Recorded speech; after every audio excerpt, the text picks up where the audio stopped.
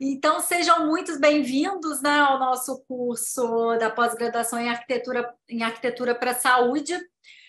Para quem não me conhece, meu nome é Moema, eu sou arquiteta, sou coordenadora da pós-graduação de arquitetura para a saúde. Eu trabalho, sou professora da PUC há muitos anos, há mais de 10 anos da graduação. Também sou, assim que eu terminei meu doutorado e eu consolidei meu escritório na arquitetura para a saúde, a Arte Arquitetura, eu pensei, né, a gente começou na PUC criar um movimento de criar essa pós-graduação. E esse curso foi criado muito por uma experiência pessoal há alguns anos atrás, né? A gente começou a idealizar esse curso já tem mais de 6 anos, em que a gente e um dos embriões do curso foi exatamente a gente pensar quantos mitos e verdades absolutas existem nesse campo da saúde. Eu sofri muito com isso, assim, quando eu comecei. Eu vinha de outra área, né? Eu fiz doutorado em urbanismo no ProURB, fiz doutorado de sanduíche na Parry Malaqué. Tenho uma formação, formei na UFJF, que é na Universidade Federal de Juiz de Fora, né? Da aula na PUC há muitos anos. Então, eu tinha essa angústia muito grande e também de buscar, né, cursos de excelência no Brasil que trabalhasse aí com diversos temas da saúde. Então, pessoal, sejam muito bem-vindos. A ideia hoje é a gente fazer um debate, né? Então, a gente vai começar com o professor Flávio Bicalho, ele vai estar falando aí durante uns 20 minutinhos, depois o professor Cléo, depois a professora Rosângela.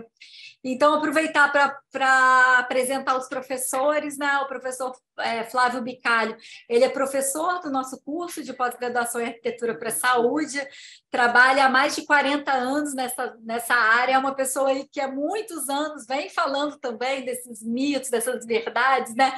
Me lembro muito das aulas do Flávio sobre infecção hospitalar durante a pandemia, né? Que ele dizia dos mitos também que estavam ocorrendo naquela época, sobre os aviões, né? Sobre o ar dentro do avião. E o Flávio falou assim, não, gente, o avião é um lugar mais tranquilo, né? Que existe, porque o ar se renova, ele é muito mais seguro que uma sala cirúrgica, por exemplo, todo equipado. Enfim, são muitos mitos aí. O professor Flávio também, ele foi redator de diversas normas dos edifícios hospitalares, né, da RDC. Então, uma pessoa aí que está muito próxima, né? A gente falava na outra, no nosso primeiro encontro, né? Que era muito interessante, porque nem era da minha época, né? Mas antigamente, né, as normas eram desenhadas, né? Não sei se todo mundo sabe. E esse desenho, né, ele criou vários paradigmas, né? Porque é como se o desenho ele tornasse um modelo, né? A mesma coisa se a gente pegasse uma norma, uma legislação de incêndio ou uma outra norma e começasse a desenhar, né? Aí vai ficar todo mundo com medo de fazer alguma coisa que não seja aquilo. Então, assim, o Flávio foi um dos responsáveis aí para tirar isso, né? Então, na RDC não tem desenhos, né? Então, na verdade, tem muita coisa que o pessoal fala também, tá nas normas. Aí você pergunta, mas a Rosângela é a primeira a perguntar, né? Ela é jurista, advogada, então ela pergunta, gente, mas aonde está escrito? Que página? Aí ninguém tem a página, né? Porque é um mito, é mais um mito. Isso acontece muito entre os arquitetos, acontece muito entre a equipe de enfermagem, acontece entre o pessoal da engenharia. Às vezes o engenheiro quer fechar uma obra, ele inventa alguma coisa assim para mostrar que entende, aí o negócio não tem nada a ver. Enfim, a gente tem muito esses comentários e eu queria deixar, eu já falei bastante no primeiro dia, no primeiro encontro, então hoje eu quero ouvir bastante os professores, né? Porque para mim esse debate hoje vai ser muito enriquecedor também.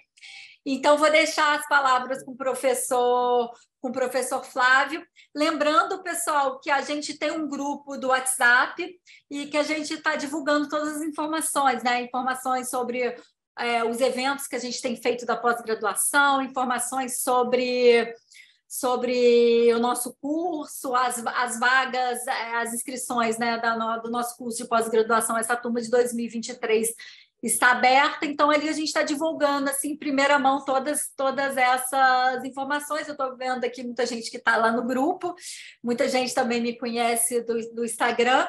Vou pedir aqui para o pessoal colocar aqui o grupo no chat. Quem quiser entrar, quem quiser participar também do grupo, seja muito bem-vindo. Então, Flávio, as palavras está com você. Fala, depois a gente vai dar continuidade para o professor Cléo. O Cléo vai vir com. O Cléo é engenheiro civil, né? Trabalhou na Prefeitura do Rio durante muitos anos. Hoje ele tem um escritório aí na área de projetos complementares, né, nessa área hospitalar, tem feito parceria com a gente no escritório também em alguns projetos, e também ele vai desmistificar muitas questões aí para a gente, né, Cláudio? Pode usar split, não pode? Porque antigamente estão falando, não, split de jeito nenhum, né? Mas hoje é possível usar split, né? Hoje já se pode, já tem certos tipos de split que já pode ser usados. A gente está fazendo. Então, o Cléo vai explicar isso mais a fundo depois da fala dele. E a Rosângela aí vai fazer esse fechamento, né? Exatamente com essa visão de jurista, né? E que é algo que eu aprendi muito com a Rosângela durante a vida. A Rosângela foi minha orientadora de doutorado, então devo muito que eu sei a ela. Também foi orientadora de mestrado. E ela vai fazer um fechamento com uma coisa que ela sempre diz, né? Que as normas, né, a legislação é sempre um processo de interpretação, né? Porque na área da saúde muita gente acha que as coisas são muito exatas, né? Então, às vezes muita gente busca que é um manual, né? Que é um manual completo, que é uma bíblia, né? E as coisas não são tão exatas como parece, né? Então a Rosângela vai falar bastante vai falar sobre isso, né? Sobre essa questão da importância da interpretação das normas e das brechas que existe a legislação. Então, pessoal, mais uma vez, muito obrigada. Eu vou deixar a palavra aí com o professor Flávio. E depois, pessoal, no final eu vou abrir para quem quiser falar, os professores que estão aqui quiserem falar, sejam muito bem-vindos. Flávio, com você. Bom, boa noite. Obrigado, Moema. Um prazer estar aí novamente. Obrigado pelo convite, né? Como você falou, eu sou um dos professores desse belíssimo curso aí, né? Fiquei muito honrado de ser convidado para o curso. O curso já acontece aí há alguns anos, com muito sucesso, né? É sempre bom a gente ter cursos nessas áreas, né? Nessa área tão específica, né? Eu me lembro que antigamente, né, a gente só tinha um curso lá na década de 80 que era na UNB, né? E depois o curso paralisou. Aí foi quando a gente esteve lá pelo Ministério, né? Eu trabalhei no Ministério há muitos anos, depois na Unesa, e a gente retomou esses cursos, né? Isso na década de 90, né? Então é muito prazeroso estar aí de volta aí com os cursos, né? E o curso da PUC tem a grife da PUC, né? O que é muito interessante, com professores como 3 representantes aqui, o Cléo aí, né? Fantástico engenheiro aí da área, aí, principalmente da área de instalações, a Rosângela, né? Nos presenteando aí com o seu conhecimento jurídico aí, que é muito interessante, né? Como você colocou, né? Essa multidisciplinaridade é importantíssima para quem trabalha na área de saúde, né? Eu costumo até colocar que quando a gente começa a trabalhar na área de saúde, a gente esquece um pouco que é arquiteto. Nós somos profissionais da área de saúde, né? Assim como são os médicos, assim como são os enfermeiros e tudo mais. Então, esse curso é muito importante e convido a todos aí que estão assistindo, quem ainda não fez um curso de especialização, nós vamos começar, né, Moema, daqui a uns dias, né, daqui a um mês, mais ou menos, o curso, né, um novo curso. Então, é uma oportunidade excelente aí para quem está pensando em fazer o curso, se matricular. Mas vamos lá. Bom, então, como a Rosângela falou, a Rosângela não, a Moema falou, outro dia teve uma outra live parecida, né? E aí foi mais a Moema que estava explanando alguns fatos bem interessantes. Eu só fui revivendo na memória algumas coisas, quando ela falava, eu fui revivendo na memória, né? Dessa questão de verdades e mitos, e eu cheguei à conclusão que eu passei minha vida toda, já faz 40 anos que eu trabalho nessa área de saúde, eu acho que justamente quebrando mitos e tudo mais. Moema, como você ressaltou no meu currículo aí uma questão de norma, né? Então eu vou começar aí falando exatamente com essa questão de norma, aproveitando nossa colega aí, advogado, que está aí na plateia, aí, a Rosângela aí, né? Bom, um dos trabalhos que eu mais fiz na vida foi exatamente trabalhando em normas no Ministério da Saúde e depois, mais tarde, na Anvisa, né? Para quem não sabe, antes da RDC 50, a gente teve a 1884, né? Que foi de 1994. E antes disso, tinha a Portaria 400 de 1977, né? Então, fazia quase quando a gente começou a trabalhar nisso, e aí eu, Regina Barcelos e Maurício Malta, principalmente esses três aí que estávamos à frente aí da elaboração de uma nova norma, já faziam 15 anos aproximadamente que tentava se revisar a norma e não era possível. Mas surgiu, acho que a gente estava no momento certo, na hora certa, né? Depois da Constituição de 88, teve a Lei Orgânica da Saúde do SUS, né? Então era um momento, acho que certo para a gente mudar as nossas normas da área mais específica, né? de construção, vamos dizer assim, né? Da área física e de arquitetura, engenharia e tudo mais, né? E passamos ali quase 4 anos, se eu não me engano, trabalhando nessa questão de norma. E para isso a gente se valeu de vários colegas, né? E eu vou citar aqui 2 aqui, e que foram verdadeiros professores para mim, né? O Jarbas Carmas e o Domingos Fiorentino, que infelizmente não estão mais com a gente, mas 2 fantásticos arquitetos, e que a gente convidou para trabalhar com a norma, né? Na elaboração da norma que a gente fazia naquele momento, né? Que era a 1884, que mais tarde foi publicada como uma portaria 1884 do Ministério da Saúde, e convidamos o Jarbas Carma e o Domingos, né, para discutir com a gente essa questão de controle de infecção.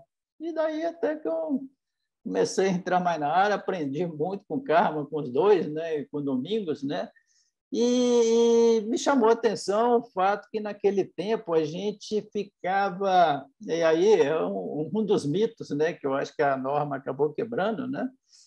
E, bom, teve essa questão, Moema, né? Antes de, como você falou, né? A Portaria 400, ela tinha lá um texto pequeno, mas o livro que foi publicado tinha vários desenhos, né? Então, aquele desenhozinho do Hospital Geral que tem lá, aquele desenho do Centro de Saúde 1, 2 e 3, aquele foi repetido pelo Brasil afora em milhões de vezes, que era um desenho do Ministério da Saúde. Imagina, um livro publicado pelo Ministério da Saúde vira norma, né?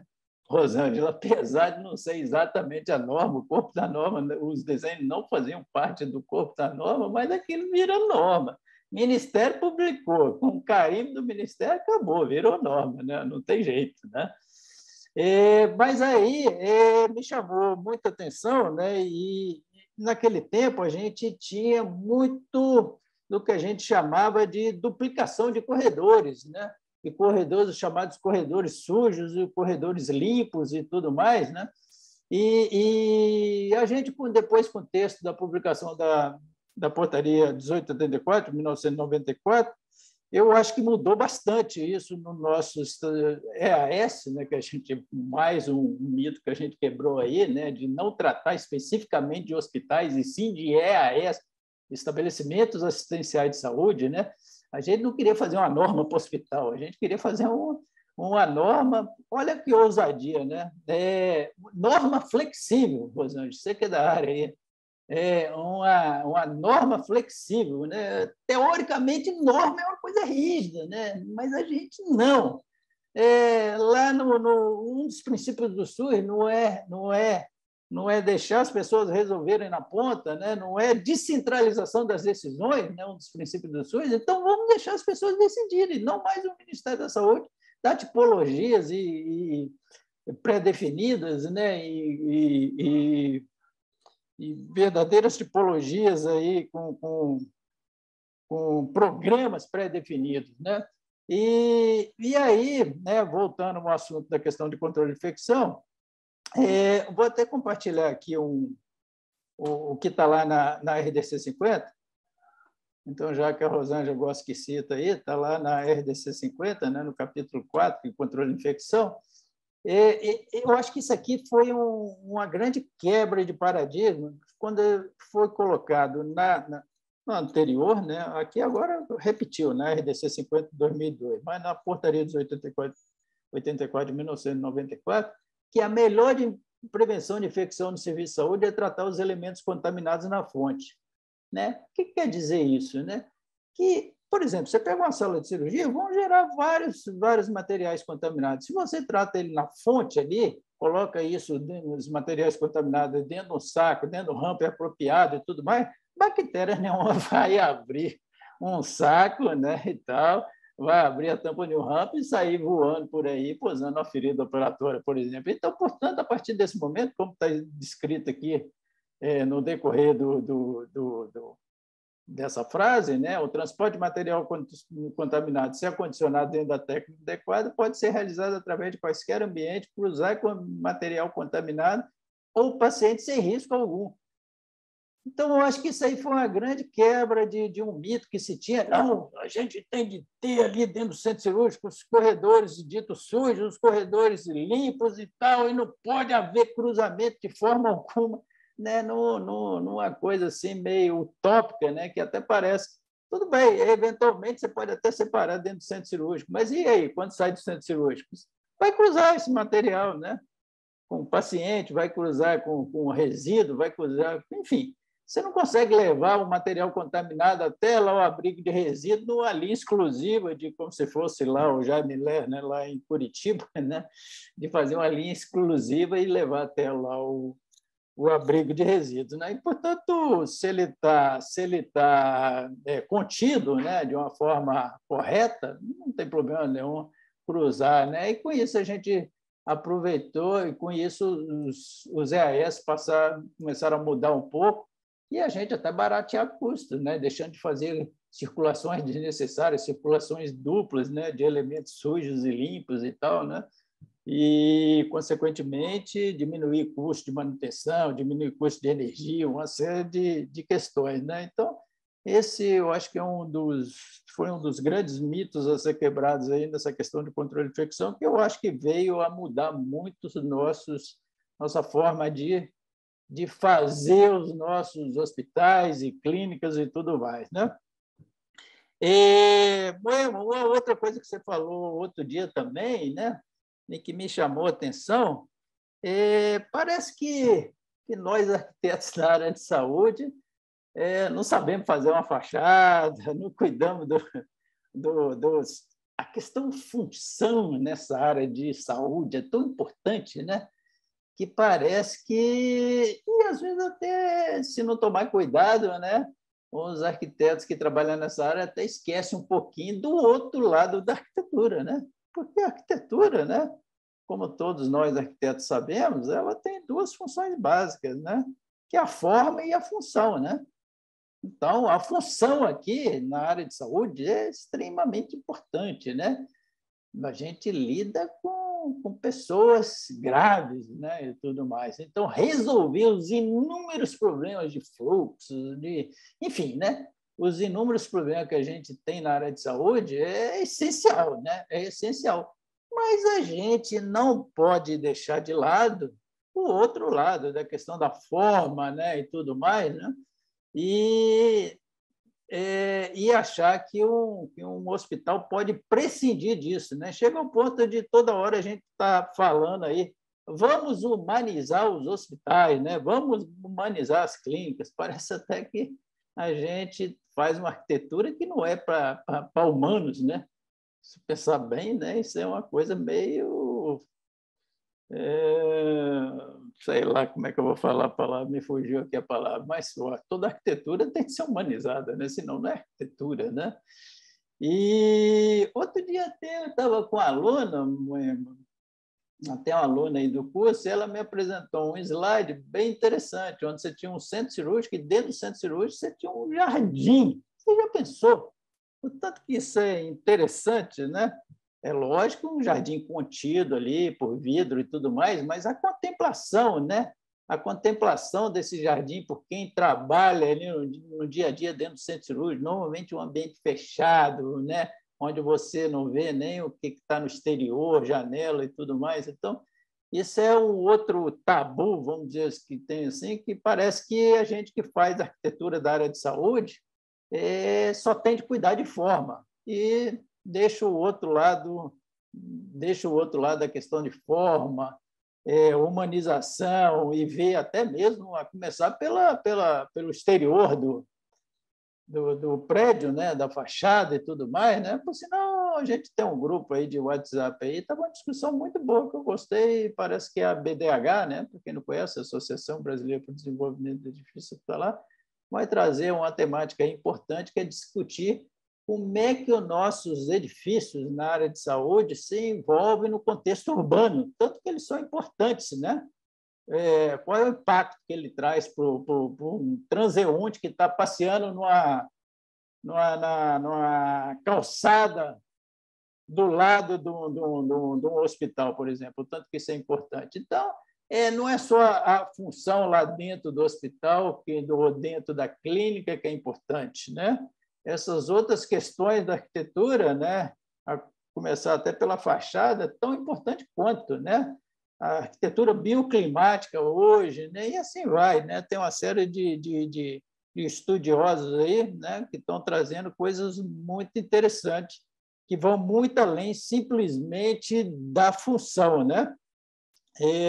Como é que eu estou com o tempo aí, Moema? Você tá anotando aí? Só para me organizar aqui um pouquinho. 15 minutinhos, Flávio. Eu tenho 15 minutos ou já foi 15? Não, pode falar mais uns 15 minutos. Ah, tá.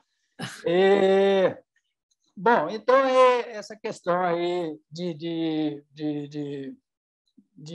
não ficar restrito somente à função, eu acho que é um aspecto muito interessante da arquitetura para a saúde, e que muitas vezes, de vez em quando, eu faço projeto hoje ainda, né?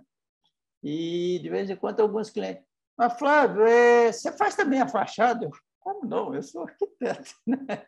Eu sou arquiteto, né? Então não preciso contratar um outro arquiteto para fazer a fachada do prédio? Não, eu sou arquiteto, né? Então a gente vê a coisa como um todo, né? Estou vendo aí o Cléo aí, como é que eu vou pensar, por exemplo, numa arquitetura sem estar pensando em instalações, né? Sem estar pensando na estrutura do prédio, né? Não tem como, né? Então são coisas que você, como arquiteto, tem que estar pensando num conjunto, né? Se eu não pensar nas instalações, né? Como é que eu vou fazer manutenção dessas instalações? Como é que eu vou passar essa manutenção?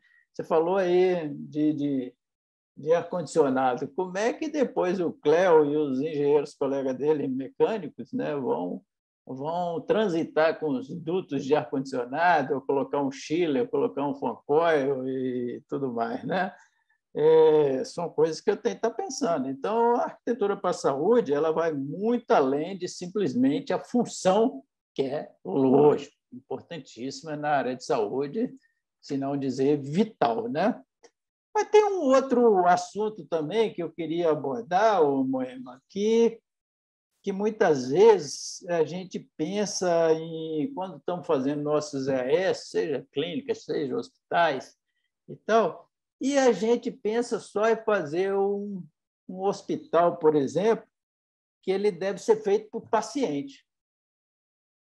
É lógico, o hospital é feito principalmente para o paciente, né? Mas não só isso, né? Não sei se quantos meus colegas aí que trabalham em projeto na área de saúde estão pensando também, principalmente, na equipe que trabalha ali dentro, né?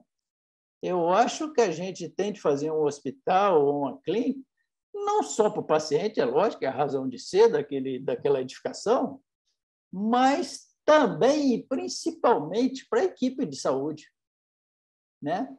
Imaginando que, se a equipe de saúde está confortável, consegue exercer bem ali a sua função, porque a arquitetura foi bem resolvida, não só para o paciente, mas para a equipe também, consequentemente, o paciente vai ser beneficiado, né? Na medida que a enfermeira, na medida que os enfermeiros têm ali um espaço adequado para exercer as atividades dele, com certeza isso vai refletir no paciente, né? Com certeza, né? Ele vai tratar muito melhor o paciente em todos os sentidos, né? Porque ele tem um ambiente que favorece o trabalho dele, né? Favorece o trabalho dele e, portanto, o paciente, aquele que a gente imaginou está fazendo prédio, vai ser beneficiado também, né?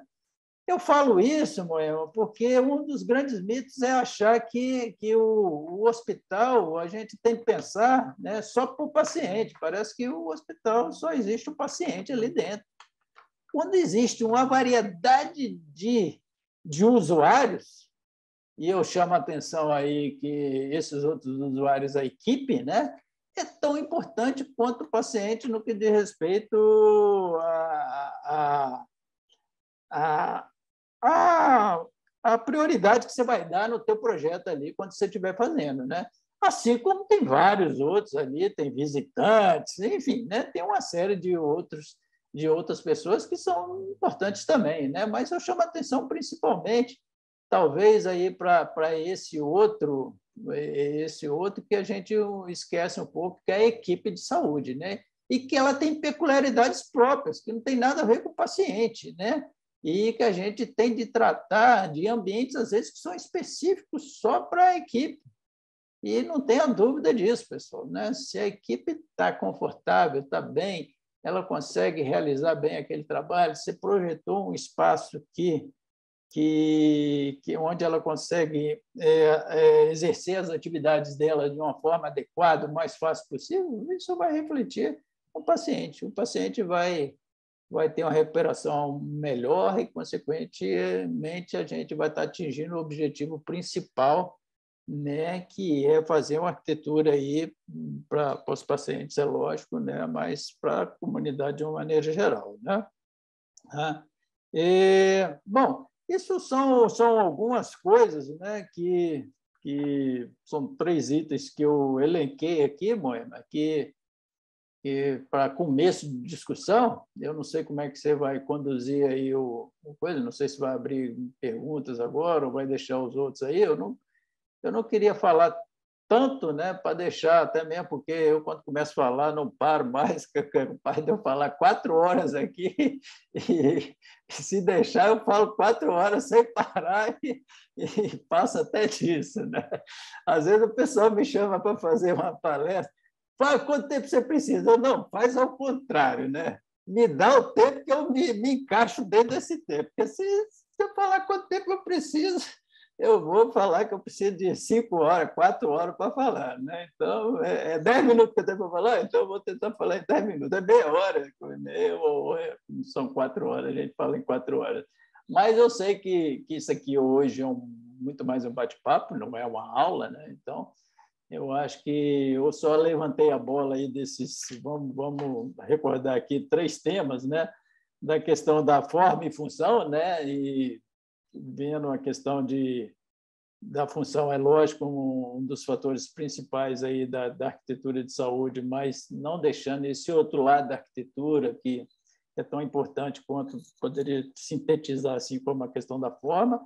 Essa questão do controle de infecção aí, onde os elementos contaminados devem ser tratados na fonte, portanto, eles podem circular e cruzando com o mesmo material contaminado, cruzando com o paciente e até mesmo refeições e tudo mais, sem maiores problemas, né? Seria uma outra questão.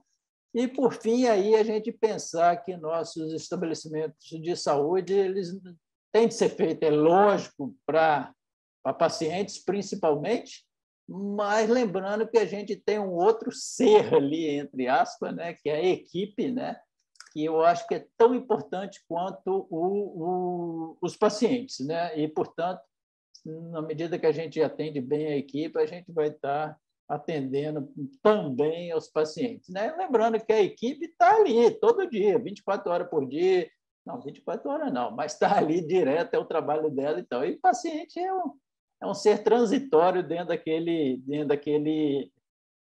daquela edificação, né?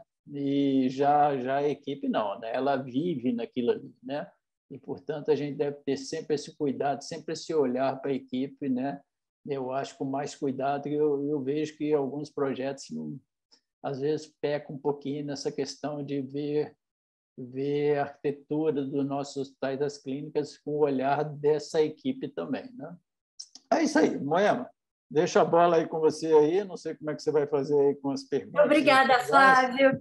Eu queria, na verdade, se o pessoal aqui está querendo saber, se, já que você aí é o comandante das normas, se você tem alguma notícia sobre a revisão da RDC 50. Não, infelizmente, eu não estou, gente, eu não estou, eu sou aposentado hoje na Anvisa, não estou mais na Anvisa, né? Então, depois de muitos anos, a gente finalmente conseguiu publicar como uma consulta pública, né? No finalzinho de 2019, né? A Anvisa publicou, né? Participei muito pouquinho dessa revisão, né? De propósito até, eu não queria interferir, eu acho que cada um tem seu momento, né?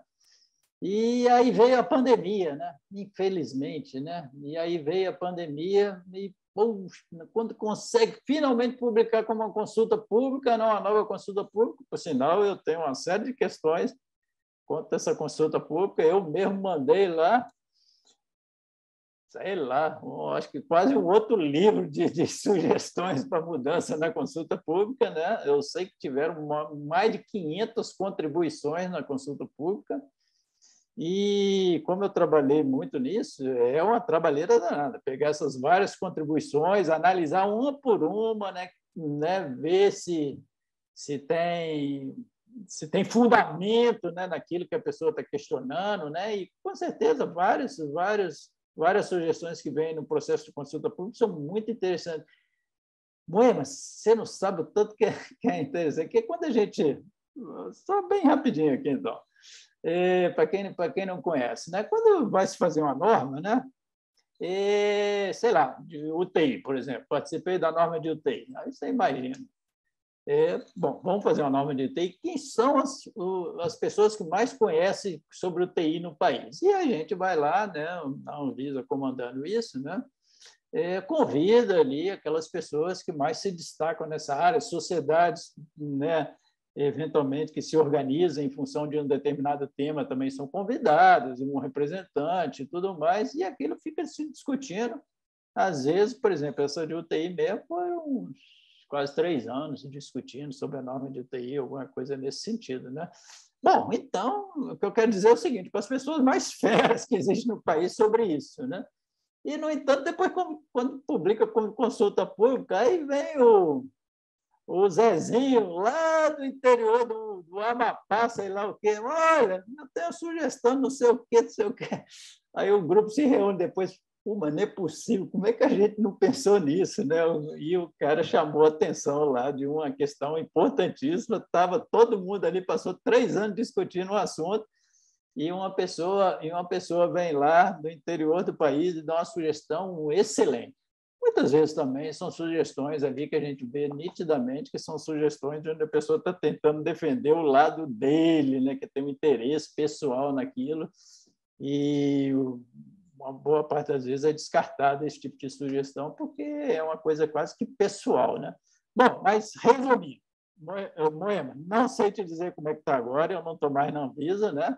Só estou contando como é que é o processo, que é um processo complicado e, infelizmente, depois que eu e a Regina, principalmente, saímos lá da Anvisa, essa falta de funcionários e tudo mais, a Anvisa está com dificuldade com pessoas e tudo mais nessa área e não sei te dizer agora como é que está essa revisão, se vai ser publicada em breve e tudo mais. Já tentamos saber lá, a gente tem um representante ainda lá, que é o Sandro, que trabalhava com a gente, o Sandro é engenheiro mecânico, não está exatamente na área, mas todo dia eu puxa a orelha dele. E aí, Sandro, como é que é? Vai sair? Não vai? Mas, infelizmente, ele não trabalha exatamente nessa área e faz uma pressão lá, mas não tem nenhuma notícia, que eu saiba, não, tá? Obrigada, Flávio. Realmente, assim, a gente é uma incógnita ainda, né, a revisão, mas eu acho que, de qualquer forma, né, é um documento aí bem interessante, porque é um documento que alguém pensou para fazer. Então, assim, eu acho que é um documento que vale ser sempre consultado, né? Eu brinco. Já tem quase 20 anos, né? Já passou da hora de ser Já passou da hora. Então, assim, passou da hora e muito. É claro que tem assim várias críticas, né? Principalmente assim quanto a dimensionamento. E aí foi interessante que você falou assim, porque fulano lá do Amapá fez um comentário, né? porque o Brasil é muito diverso, né? E a gente não pode levar em consideração a realidade só do Rio de Janeiro, de São Paulo, e a gente tem que entender, né, que o Brasil, às vezes, uma sala cirúrgica, né, mínima, que é colocada ali na revisão da RDC 50, não vai ser possível, né? Não vai viabilizar vários hospitais, por exemplo, e nem sempre é necessário. Então, tem uma discussão grande sobre isso, principalmente sobre os dimensionamentos e a viabilidade. Eu acho até interessante você ter puxado esse gancho, Flávio, só para dizer assim, que na PUC, né, por a gente também ser uma pós-graduação que a gente reúne diversos departamentos, né? E departamentos aí, a Rosângela trabalha com direito à cidade, né? Então, assim, é a entender, né, que o Brasil é diverso, né? Então, o nosso curso é um curso que entende, né, que as instituições de saúde são diversas, né? Que tem que a realidade de um hospital, às vezes, de ponta do Rio, não é a realidade de um outro hospital no próprio Rio de Janeiro, quanto mais no interior ou em outro lugar. Então, acho que é muito importante a gente entender isso, porque senão a gente constrói mitos, né? E a gente às vezes vai visitar um hospital e alguém fala assim, o gerente da infraestrutura, não tem que ser assim. E aí, quando a gente vai fazer um projeto, a pessoa de cara fala, não, mas isso não é viável, que não tem como ser feito isso aqui. Então, a gente tem que entender que o Brasil é muito diverso, e eu acho que uma das missões, né, da gente, que é arquitetos, engenheiros, né, juntos, é a gente viabilizar realidades, viabilizar, e nem sempre isso está atrelado à tecnologia visto como um equipamento de ponta, né? Às vezes muito mais está atrelada à inovação, né? Inovação no sentido que eu acho que é muito característica da PUC, que a inovação é quando a gente torna possível algo em algum lugar que seria impossível, né? Inovar nesse sentido, né? Inovar de tornar cotidiano algo que talvez seria impossível dentro de tal realidade. Então, eu acho que assim, é importante a gente falar isso, porque a gente, principalmente depois que a gente abriu, né, a primeira turma da PUC iria ser presencial, aí passou a ser online, e depois a segunda turma a gente já abriu online. Então, o nosso curso é um curso muito diverso, né? Um curso que tem alunos de todos os lados do Brasil, né? A gente teve uma aluna semestre passado, inclusive do México. Então, assim, é um debate nesse sentido muito rico, né? Muito rico para todos, né? Porque, como o Flávio falou, às vezes aparece alguém, né, de um outro estado pensando em algo que a gente não parou para pensar, porque talvez não seja a nossa realidade. Moela, Isso eu acho incrível. Moela, deixa eu dar um depoimento aqui. Eu costumo brincar o seguinte: eu hoje tenho um filho que mora na Suíça, né? E eu fico pensando, pô, deve ser uma moleza fazer uma norma para a Suíça, hein, Rosângela? Porque é o seguinte, um paísinho daquele tamanho, 8 milhões de habitantes, todo mundo num padrão altíssimo, todo mundo praticamente igual nesse sentido, né, e tal, né? E agora, fazer norma no Brasil, onde você tem lá o Amapá, né? E você tem lá São Paulo, né, que é comparável a qualquer país mais desenvolvido do mundo, né? E são realidades completamente diferentes, né? E você fazer uma norma que sirva todo o país é uma coisa, olha, complicadíssima, né? Mas a gente, com a experiência, vai indo e acaba conseguindo, desde que a gente pense sempre que norma é o mínimo necessário. Qual é o mínimo necessário? É isso que a gente tem que se bater, do ponto de vista técnico, né? Qual é o mínimo necessário? Porque o ser humano é o mesmo, né? O ser humano é o mesmo, seja ele no Rio de Janeiro, de São Paulo, no Amapá ou no Rio Grande do Sul. Ele é o mesmo, as necessidades são exatamente as mesmas, né? Não tem por que ser diferente, né? Agora, as pessoas, muitas vezes, elas querem um algo mais. A gente, o algo mais, aí fica para o manual, fica para o livro da Moema, fica para o livro do Cléo, fica para o livro do... Né? A norma tem que ser o mínimo necessário. Qual é o mínimo necessário? Eu me lembro que outra vez uma pessoa me fez o seguinte pergunta: vem cá, essas normas servem para os hospitais militares? Aí eu devolvi a pergunta para essa pessoa falando o seguinte: vem cá, o militar é um ser extraterrestre? Ele é diferente? Ele é diferente dos outros humanos, dos outros brasileiros?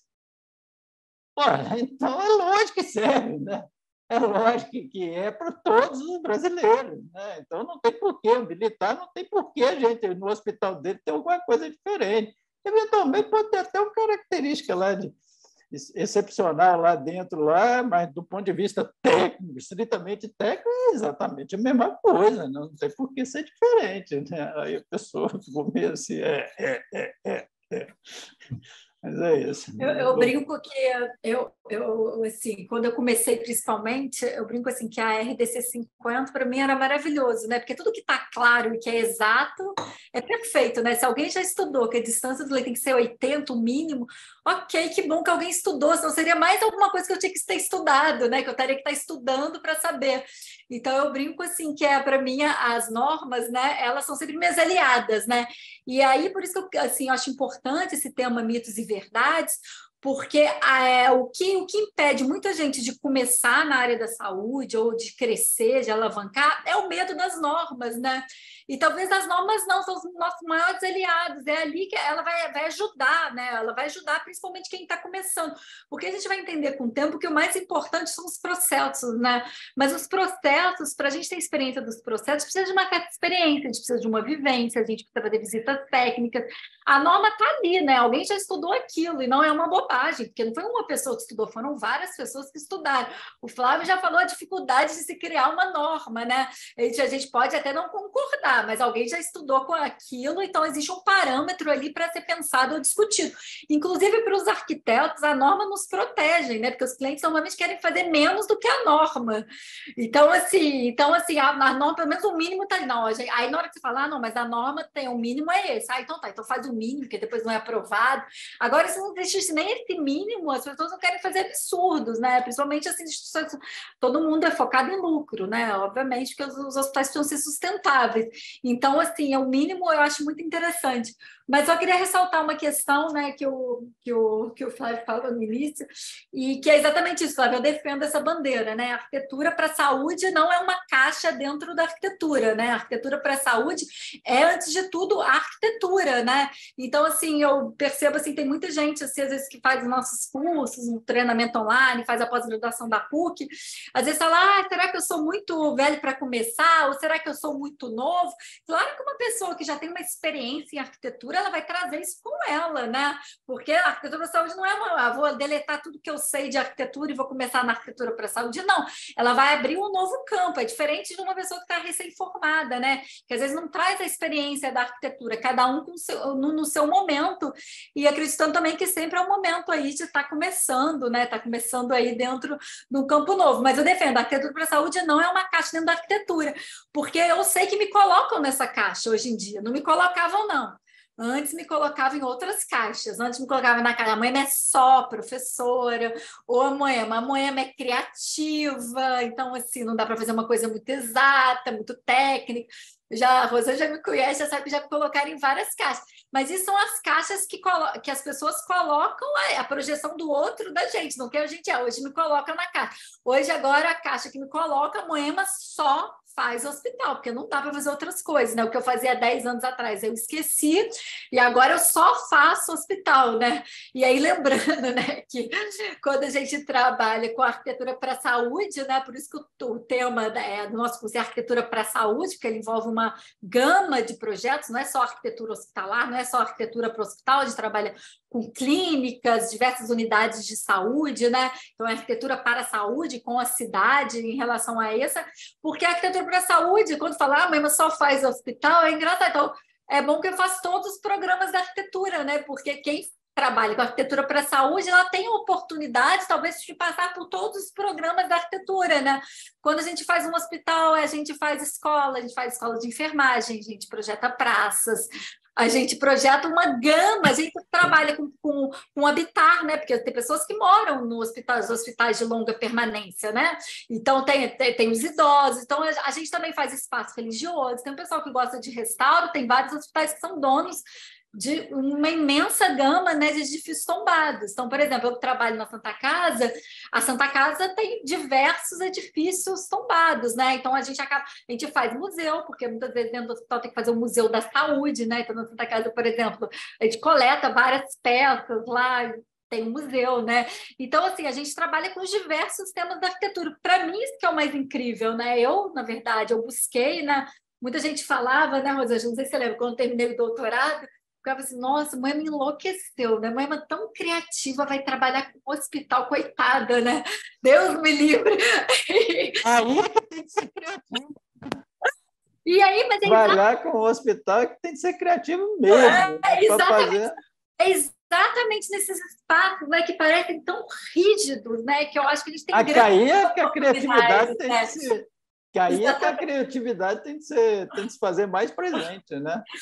Exatamente. Então, só queria deixar isso, mas vou passar a palavra para o Cléo, aí queria escutar o Cléo. O Cléo é engenheiro, né? Então ele vem aí com. A gente também tem bastante assim, engenheiros aí dentro dos nossos cursos. Então, queria ouvir o professor Cléo. O professor Cléo é professor, né, na nossa pós-graduação em arquitetura para a saúde, junto com o professor Antônio Roberto, que é professor de instalações da PUC.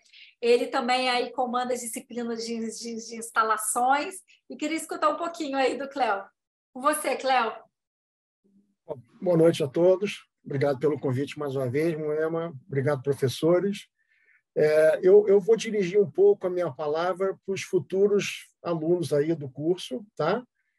Vou direcionar um pouquinho a minha fala para esse pessoal que está chegando agora para abraçar a arquitetura hospitalar. Mas vou pegar um gancho também, pegar um gancho aí da Moema, que falou sobre a portaria. Eu também fui da época da portaria de 84, em que se projetava através de desenhos. Vou fazer um centro cirúrgico, pegava o desenho de centro cirúrgico, desenhava, copiava aquele centro cirúrgico e tal. E aí, até que veio em 2002, e o mestre Bicalho foi um dos propulsores disso, veio a RDC 50. E, assim, na minha opinião, a RDC 50 foi assim, um divisor de águas na arquitetura, na forma de projetar a arquitetura hospitalar. Foi um divisor de águas.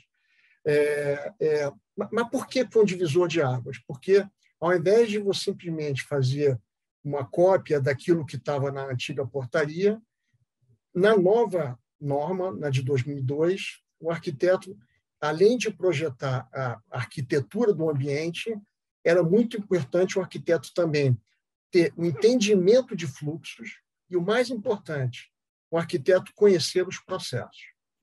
Sem conhecer processos, sem entender fluxo, você não consegue hoje fazer um hospital. E aí, o somatório desses entendimentos surgiu a multidisciplinaridade. Ou seja, hoje o arquiteto, para fazer qualquer hospital, ele precisa abraçar toda a engenharia. E quando eu falo engenharia civil, engenharia clínica, mecânica, elétrica. O arquiteto tem que abraçar os serviços dos hospitais, né?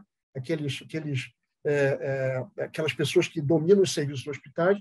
Sem essa multidisciplinaridade, você não consegue hoje fazer um projeto. E cabe ao arquiteto, que é o gestor daquele projeto, acaba caindo no colo desse arquiteto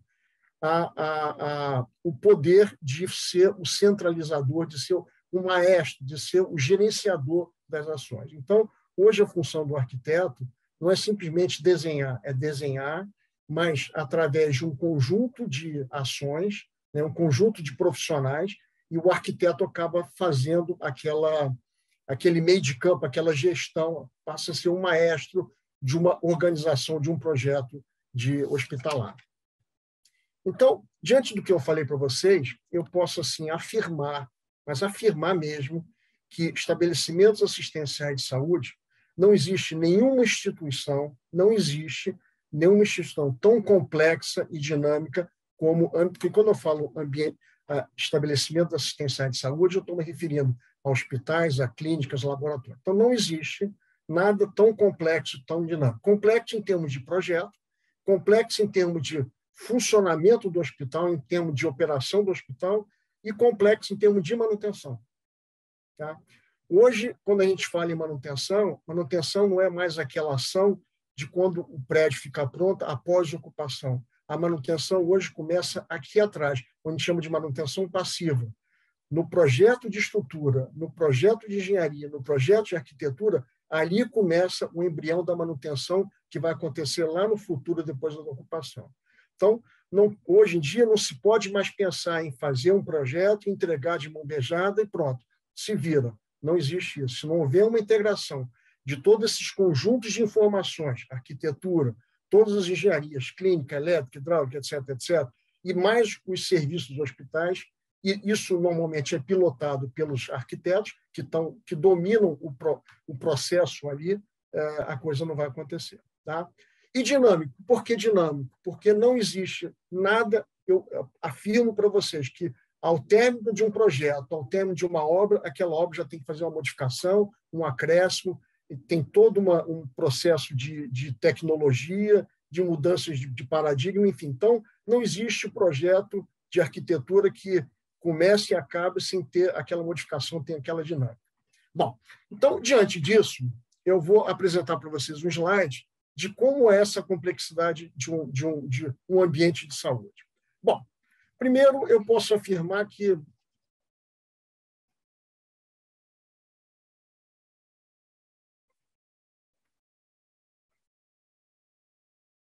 Peraí que travou, pessoal. Bom, olhando, parece um hotel, e um hotel parece um hospital. Hoje em dia, é muito fácil pegar um hotel e transformar num hospital, ou pegar um hospital e transformar num hotel.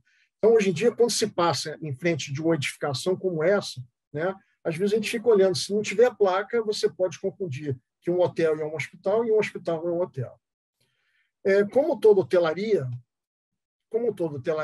a gente tem circulações que o arquiteto pode abusar de materiais de preferência acústico, porque ali tem muita circulação de pessoas, mas pode utilizar a criatividade de arquitetura, mas pensando que os corredores são sempre os vetores das instalações. Reparem que todo o teto do corredor ele tem um forro removível, porque por ali é que passam todas as instalações, todos os vetores que estão levando as instalações para dentro dos ambientes. Bom, como toda hotelaria, quando se fala em hospital, a gente tem uma hotelaria, por mais simples que seja a hotelaria, mas os quartos de um hospital, ela tem pelo menos uma quantidade mínima de tomada, uma quantidade mínima de gases medicinais, tem todo um tratamento de iluminação, não só iluminação de conforto, iluminação de exame, iluminação de balizamento para o paciente chegar até o banheiro, enfim. Não é simplesmente um quarto, simplesmente uma hotelaria. Uma hotelaria, com mais simples que seja esse quarto, ele tem um nível de complexidade.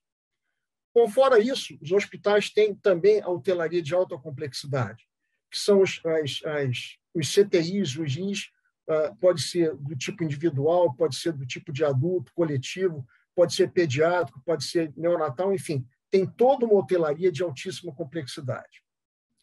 O hospital também tem consultórios, e aí tem uma infinidade de consultórios. Consultórios de uma maneira geral, convencional, escritórios de odontologia, de ginecologia, de otorrino, de oftalmo, enfim, tem uma infinidade, cada um com as suas características, com os seus afastamentos, com as suas tecnologias de ventilação, de iluminação, sombreamento, enfim, tem tudo isso. O hospital também tem elevador, o hospital tem escada rolante, o hospital tem elevador, não só elevador convencional, mas elevador de emergência, com paredes enclausuradas, quando falta energia elétrica, em caso de incêndio, esse elevador de emergência que é utilizado. O hospital também tem monta-carga. O hospital tem um elemento que poucos lugares têm, que é o correio hospitalar, né? Que é uma logística para transporte com rapidez e confiabilidade de exames, de uma série de dados. O hospital tem refeitório, o hospital tem cozinha, tem refeitório, tem restaurante. No mínimo, você vai ter 3 restaurantes, um restaurante para público, para visitante, restaurante para funcionários, restaurante para pessoal terceirizado. E quando se trata de restaurantes, também se tem N cozinhas, não só cozinhas para o público, para dieta de funcionário, dieta de paciente. O hospital tem também toda uma área corporativa, né? Toda uma estrutura corporativa que um prédio corporativo tem, o hospital também tem essa área corporativa, que é para atender a administração do hospital. O hospital tem auditório, né? O hospital tem shopping center, tem cafeteria, tem loja de conveniência. O hospital também tem banco de dinheiro. O hospital também tem banco de sangue. O hospital também tem banco de leite.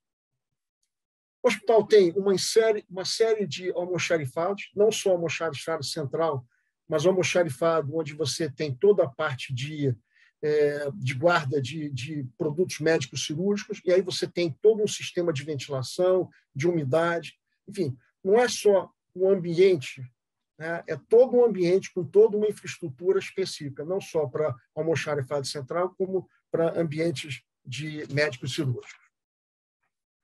O hospital tem farmácia, e quando se fala em farmácia, não é só guarda de farmácia. Na farmácia você tem compartimentação, você tem doses unitárias, você tem distribuição, enfim, tem tudo isso. O hospital tem laboratório, e quando se trata em laboratório, não é um único laboratório, são vários laboratórios dentro de um só, e aí, quando se trata de laboratório, a gente tem que ter qualidade de água diferente, ou água por osmose reversa, em outros ambientes você tem que ter água por destilação, as bancadas têm que ser bancadas específicas para não ter absorção de água. Enfim, quando se fala em laboratório, não é simplesmente compartimentar espaço, tem toda uma infraestrutura por trás disso. O hospital tem CME, são as centrais de material e esterilização, né? Com vários tipos de autoclaves, separando o que é sujo, o que é limpo e o que é esterilizado, que é essa parte daí, para fazer a distribuição. Também com diferentes níveis de pressão, com diferentes níveis de temperatura, diferentes níveis de umidade. O hospital tem o que em lugar nenhum tem, são centros cirúrgicos, e hoje em dia, quando a gente fala em centro cirúrgico, a gente está falando em centro cirúrgico do tipo 1, do tipo 2, do tipo 3, do tipo 4, cada um com as suas medidas, né? Menos do que 20 metros, acima de 25 metros, enfim. Hoje em dia, com a nova norma, já temos hospitais robóticos, já temos hospitais híbridos, com salas de mais de 60 metros quadrados, com toda a tecnologia de sistema de climatização de ar e sistema de tratamento de ar. Cada nível de sala cirúrgica tem um tipo de tratamento de ar, um nível de tratamento. O hospital também tem academia de fisioterapia, o hospital tem brinquedoteca, o hospital tem centro de estudo, o hospital tem sala de aula para os residentes. O hospital também tem piscina, e não é uma piscina qualquer, é uma piscina que você tem uma temperatura que vai regular entre 30 e 35 graus. É uma piscina em que você tem que ter plataformas para o paciente, uma piscina de hidroterapia, o paciente descer e subir em cadeirantes, enfim, não é uma piscina qualquer e tem que ter uma temperatura cravada. Pouca gente não sabe, mas o hospital tem custódia, tem prisão, né? Hospitais, principalmente hospitais públicos, onde recebe pessoas assaltantes e tal, você precisa cuidar desse assaltante baleado, então ele tem que ser cuidado dentro de uma custódia, dentro de um hospital. O hospital tem lavanderia, que é até pouco tempo, poucos hospitais tinham lavanderia, cada vez mais está diminuindo. É uma área extremamente contaminada, também com separações do sujo, do limpo e da área de distribuição, com toda uma tecnologia de infraestrutura. O hospital tem câmaras frigoríficas de montão, câmaras frigoríficas de congelado, câmaras frigoríficas de resfriados, câmaras de lixo e, o mais importante, câmaras mortuárias, cada uma com a sua especificidade, e colocações com anticâmeras. O hospital tem IML, né, com necrópsia, com anatomia patológica.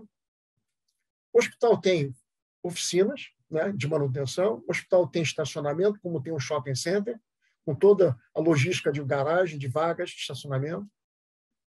O hospital tem CPD, importantíssimo, né, para conservar, para manter todo o banco de dados do hospital, com segurança, com um sistema de climatização adequado, umidade adequada. O hospital tem o coração dele, que são as subestações, geradores e no-breaks. Isso é o coração do hospital. Sem isso, o hospital não funciona. Faltou luz, faltou água, faltou gases medicinais. É assim, a coisa mais importante assim, é o caos, né? Por isso que existem redundâncias, né? Então, subestações, geradores, no-breaks.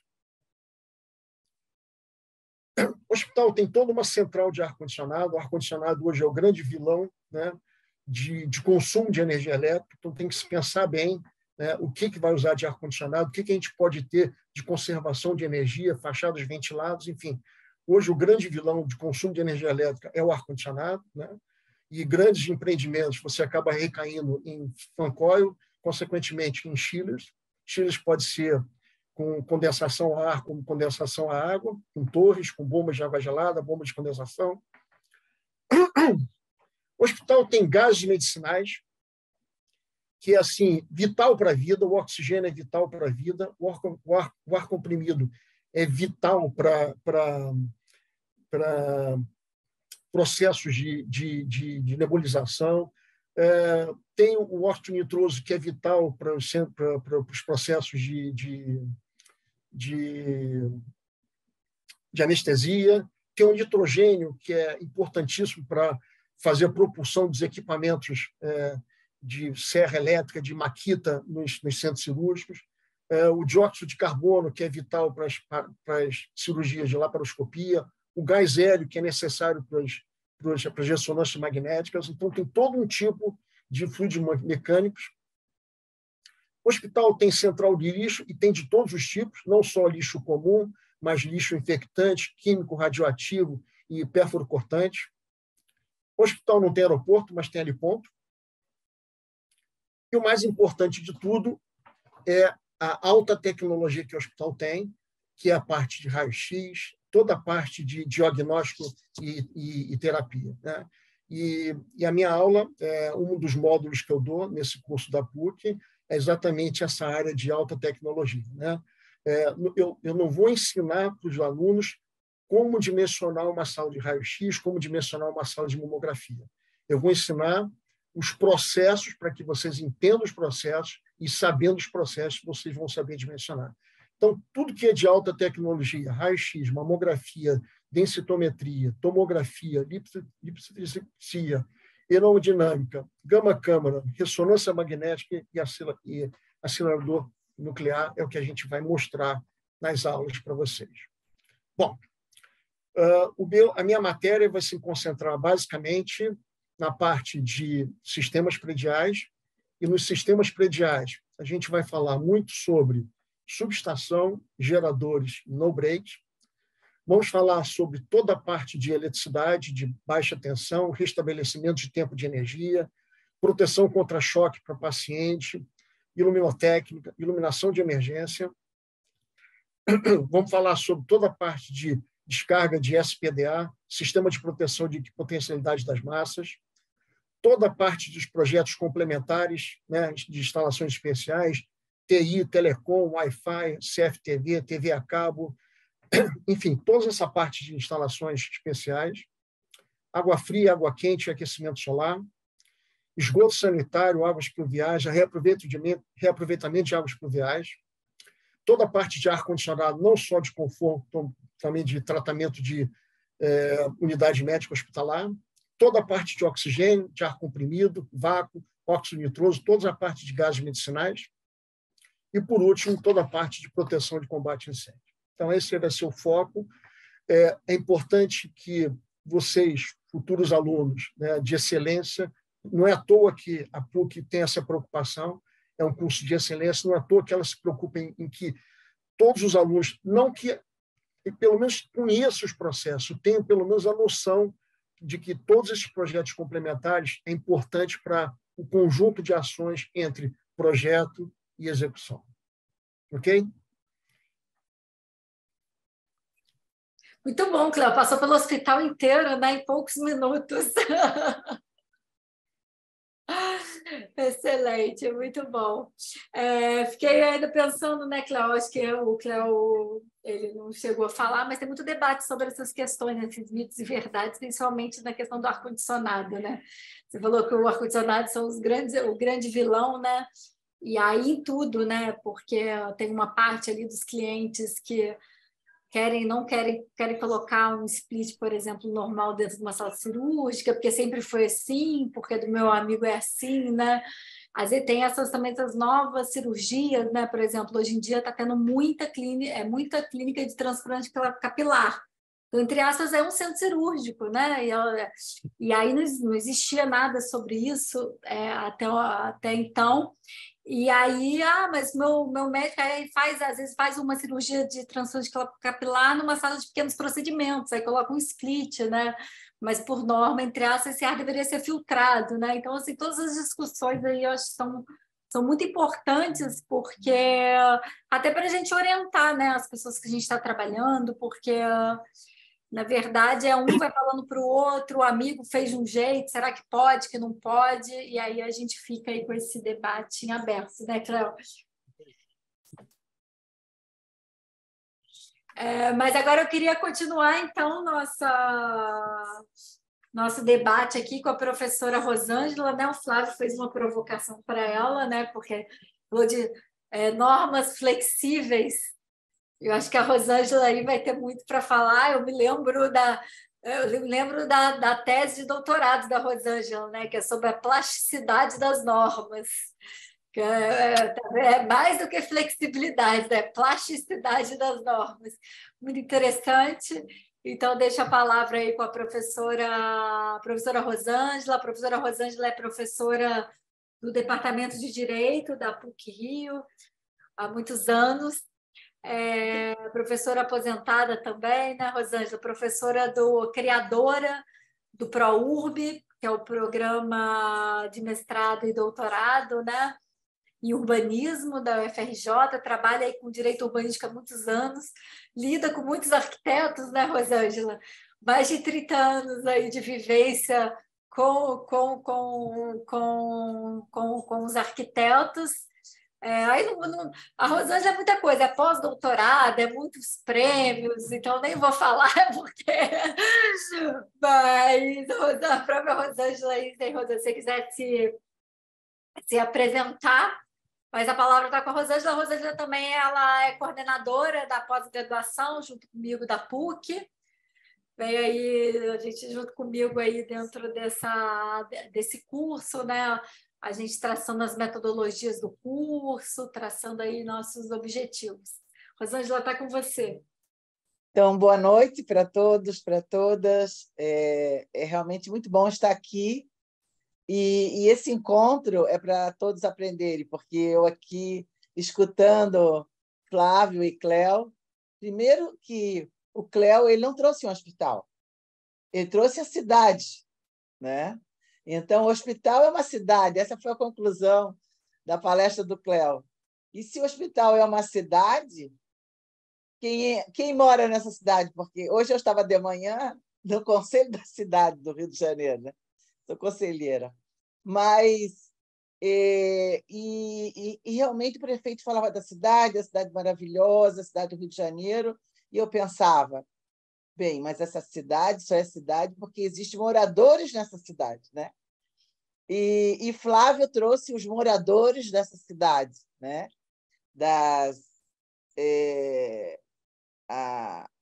Enfim, de todos esses estabelecimentos assistenciais de saúde, né? Que muito apropriadamente com a RDC 50 se pega ou se adota essa perspectiva.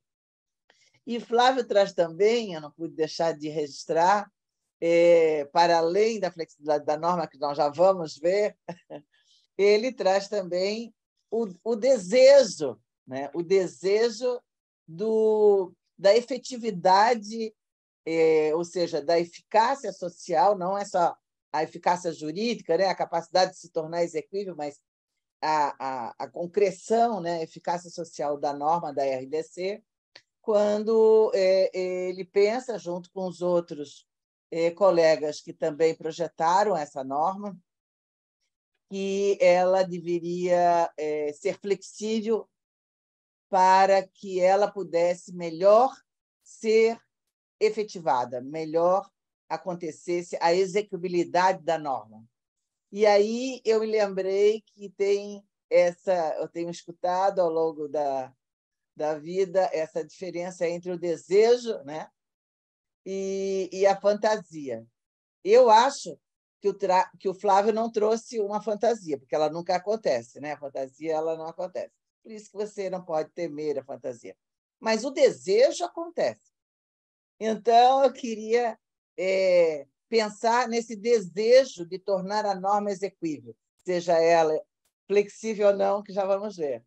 E, ao mesmo tempo, esse desejo que também traz o Cléo de que, olhando um hospital, quer dizer, observando o hospital, nós temos que pensá-lo como um processo, como um fluxo, ou seja, o que acontece, né, dentro dele. E isso é o que acontece com a norma. A norma, ela até tem a norma jurídica, a dogmática jurídica, ela vai se projetar para se proteger realmente com uma posição de que ela seria ahistórica. Os conceitos jurídicos se colocam como ahistóricos. É um mecanismo de dispersão, mas, na verdade, os conceitos todos são históricos, a norma é histórica, e, obviamente, as cidades, os hospitais e os estabelecimentos de assistência de saúde eles estão situados num lugar, no espaço e no tempo.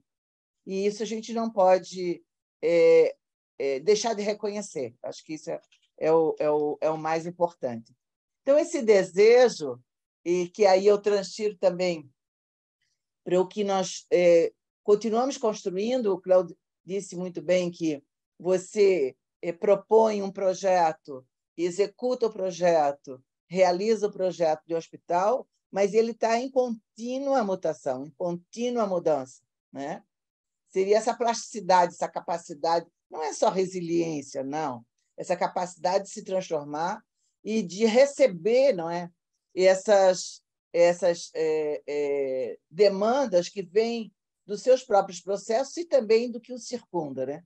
Então, eu acho que é uma boa metáfora para a gente pensar no nosso curso. O nosso curso ele fez todo esse tempo de mutação, de resistência, porque ele entra como presencial, o curso de especialização de arquitetura para a saúde, e ele vai se situar em tempos de pandemia, vai sobreviver, e, mais do que isso, ele vai se reinventar nos tempos de pandemia, né? E essa reinvenção, eu acho que só pode acontecer, sinceramente, bem, primeiro, porque a Moema é coordenadora. Segundo, porque eu sou sabe? E segundo, porque nós sempre pensamos e sempre houve uma equipe multidisciplinar.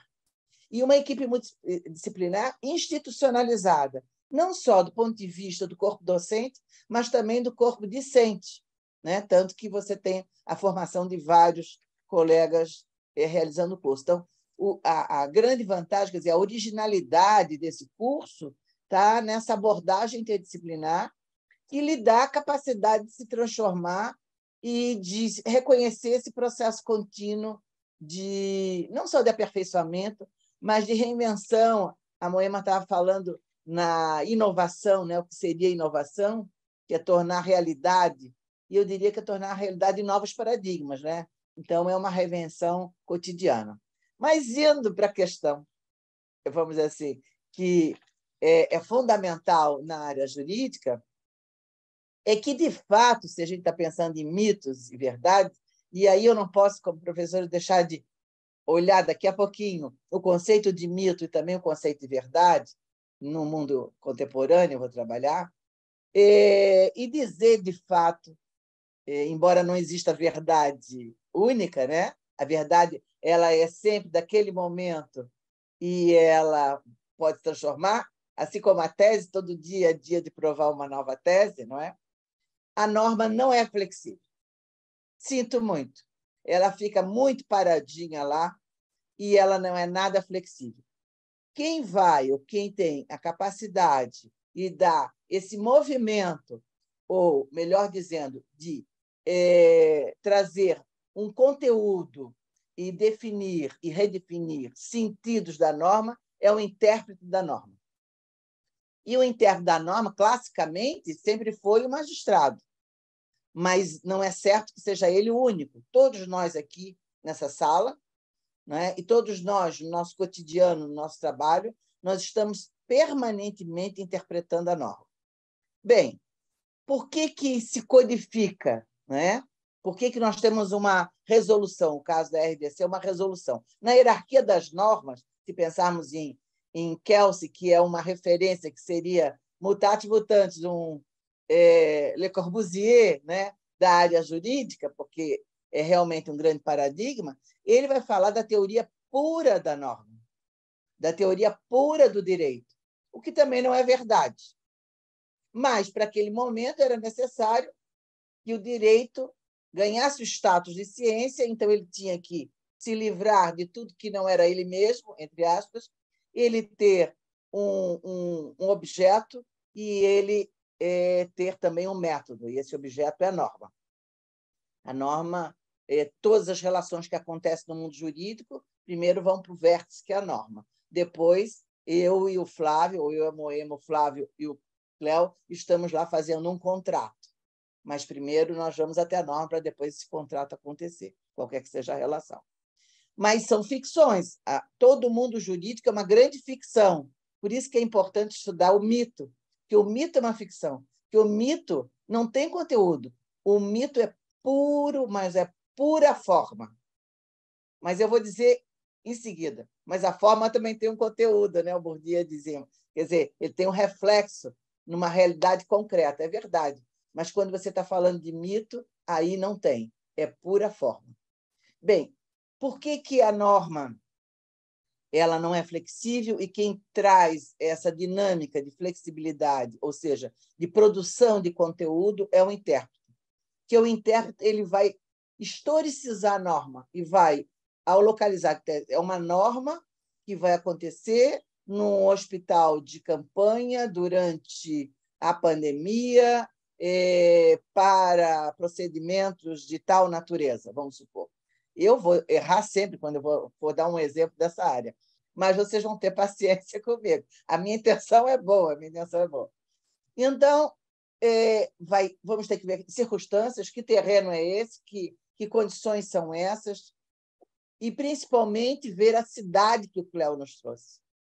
Quem está lá, não é, e que o Flávio também trouxe, quem está lá não é só o paciente, é também todo o corpo técnico, toda a assistência e todos os fornecedores e as empresas e todas as articulações e atores da grande cidade, supondo que o hospital seria já uma cidade, da grande cidade que estão aí interagindo. Então, se você não compreender essa complexidade, você vai ficar em algumas soluções casuísticas, algumas soluções que vão resolver, sim, o problema do corredor X, que vão resolver, sim, o problema se são 5 centímetros para lá ou para cá, mas não vão resolver a questão maior, que é acontecer, é funcionar, né?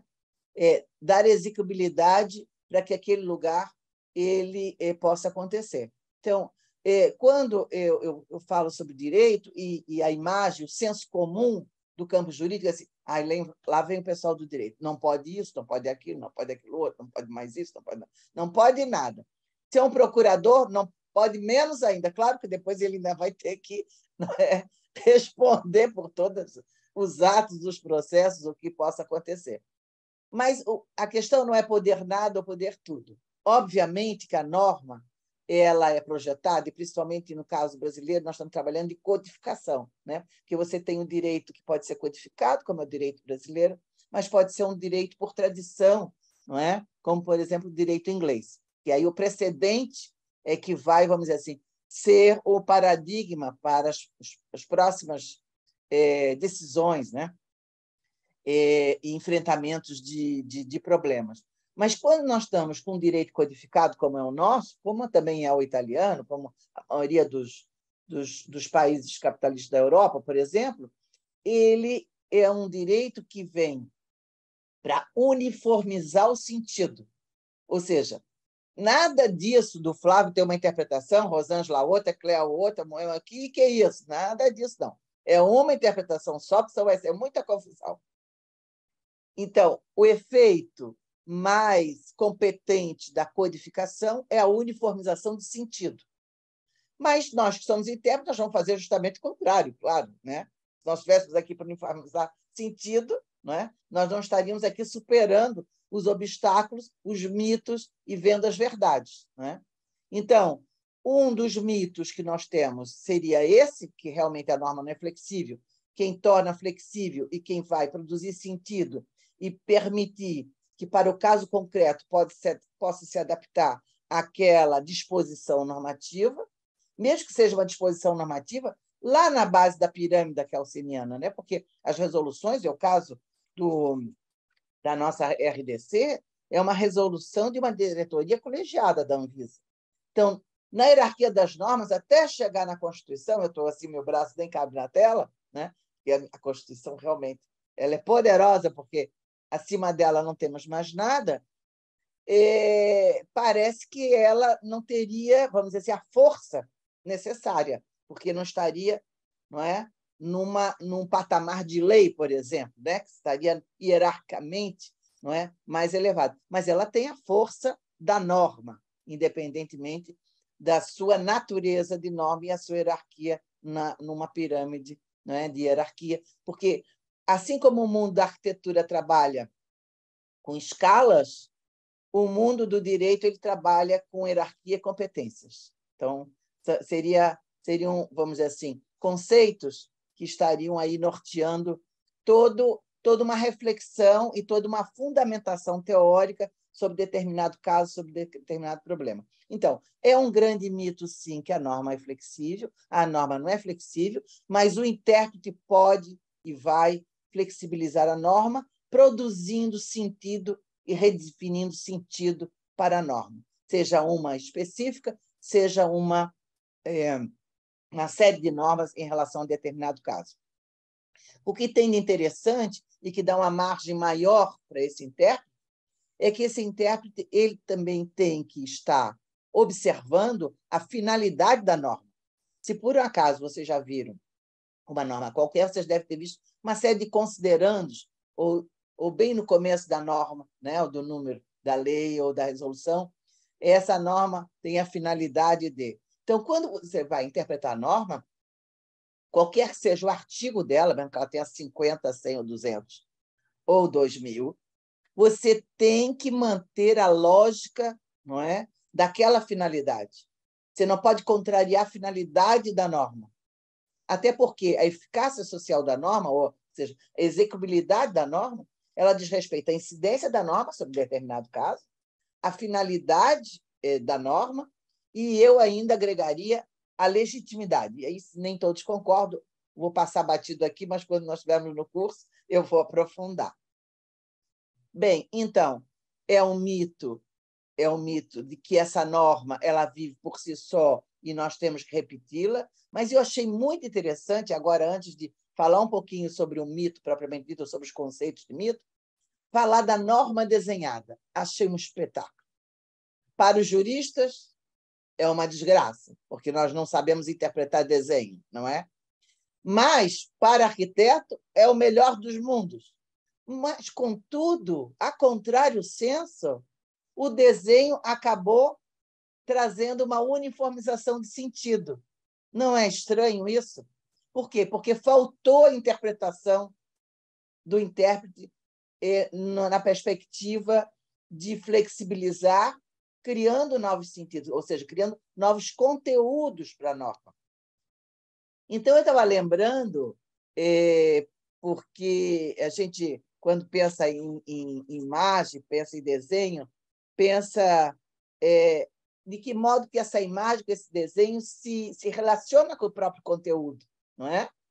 E que é o caligrama, né? Todo mundo conhece, quem já leu Foucault, já viu lá, tem até um capítulozinho sobre isso. Esse caligrama ele faz essa relação entre o conteúdo e a imagem, mas essa relação entre conteúdo e a imagem ganha vida com a interpretação. Então, por isso que é interessante uma lei desenhada. E nós temos, só que a gente não lembra nunca, nós temos nosso plano diretor, já que estamos falando de cidade, que tem a lei desenhada lá, não é? Tem as disposições normativas, né, em texto, e também tem o anexo com todo desenho, né, e toda a projeção, né, em relação à cidade, em relação àqueles instrumentos todos que estão lá num plano diretor. E para mim, é um assunto muito caro, porque nós estamos em revisão do plano diretor do Rio de Janeiro, mas parece que foi postergado novamente, mas, enfim. Piano, se vai lontano, né, Flávia? Vai haver a revisão também, não é? da RDC e espero que muito melhor fique. Então, é importante que, e aí eu queria falar sobre esses mitos como forma e, principalmente, estabelecer uma conexão entre o mito e o senso comum. O senso comum é um conjunto de ideias, de ideologias, de referências que nós adotamos, que às vezes nós adotamos, inclusive, na academia, aí seria um senso comum teórico, e repetimos, porque é uma chave de solução, porque ali também estariam os paradigmas que estão trazendo a chave de solução para determinados conflitos, para determinadas situações, para questões emblemáticas. Mas só que, quando esse senso comum ele se descola da realidade, ele se transforma numa mera forma, num mito, e, ao invés de permitir que você possa caminhar com esse paradigma, você vai retroceder com esse paradigma. Por isso que é tão importante fazer essa distinção sobre o papel do mito e do senso comum na linguagem jurídica, que ela vai trazer um processo que vai afastar essa historicização da norma. Ou seja, a norma ela estaria boiando em qualquer tempo e lugar. Não é verdade. Quando eu falo de compra e venda, hoje não tem nada a ver com a compra e venda dos fenícios, embora eles fizessem, não é? Trocas também, obviamente. Mas nós estamos agora no século XXI, então é diferente, completamente diferente. E assim você tem em todos os planos. Então, para que a gente possa interpretar e ir mais longe nessa interpretação, e ir mais longe é chegar mais perto do caso concreto, é importante que você vá reconhecer que essa norma ela está situada historicamente, no espaço e no tempo. Então, esses mitos eles vão criar fronteiras, eles vão criar verdades que são projetadas, que são criadas, que são inventadas, né? Que, na verdade, são ficções, e que vão resultar em falso conhecimento. Isso é muito importante. Então, o papel dos mitos seria justamente isso, um processo de interpretação que não avança, né? Por quê? Porque ele seria apenas uma forma. Eu falo bastante também, Flávio, então a Moema vai ter que me cortar logo, logo. Bem, mas eu gostaria de lembrar que o mito, embora ele possa ser um obstáculo epistemológico, até, né, como diria Bachelard, ele, em certa medida, uma vez desvendado, uma vez desconstruído, ele pode permitir que você dê saltos, né? Que você supere aqueles obstáculos e que você vá muito além. Quer dizer, numa abordagem ou numa perspectiva dialética, você dá um passo atrás para depois dar vários para frente. Isso aí é muito importante, porque justamente você está aí norteado por esse eixo, né, da história. Então, obviamente que essa função ideológica do mito ela não se desfaz sozinha, ela tem que permanentemente ser enfrentada. Então, quando se diz, por exemplo, que nós estamos falando não só da flexibilidade da norma, mas quando se fala, por exemplo, que a forma não tem conteúdo, ou que os espaços são todos iguais, ou que as normas desenhadas não são passíveis de serem executadas, a não ser igualmente como estão ali, e devem ser, portanto, reproduzidas e devem ser, portanto, consideradas como modelos. Então, a grande crítica, né, que se faz, inclusive, ao mundo do direito é que o mundo do direito, e quem faz isso muito bem é Foucault, ele vai trazer verdades que, na verdade, não são verdades, que são modelos de verdades e que nós vamos reproduzindo. Então, se nós temos consciência de que a verdade não é uma só, isso é certo, certíssimo. Se nós reconhecemos que o senso comum teórico tem que ser superado, e se nós, no entanto, nós vamos produzir a nossa arte naquele momento, então, eu tenho a verdade hoje. A verdade de hoje do nosso curso é que existem mitos e verdades, alguns aqui já foram esclarecidos, outros ainda vão ser comentados por todos os colegas que estão em classe, E hoje nós vamos chegar a algumas conclusões verdadeiras. Bem, elas são isentas? Elas são neutras? Não, não existe neutralidade científica, obviamente. E se você for pensar na verdade, nós estamos pensando na verdade moderna, na verdade que é obtida através da observação, através da construção do conhecimento. Ela está pautada pela epistemologia, né?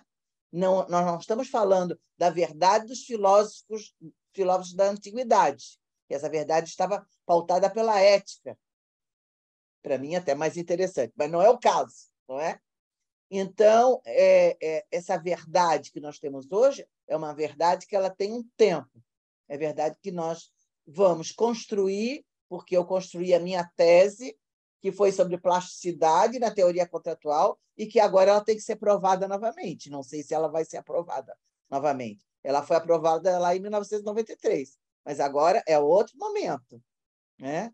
Nesse momento, agora, hoje, dia 15, nós estamos levantando mitos, senso comuns, ou seja, mitos que, na verdade, são meras formas, né?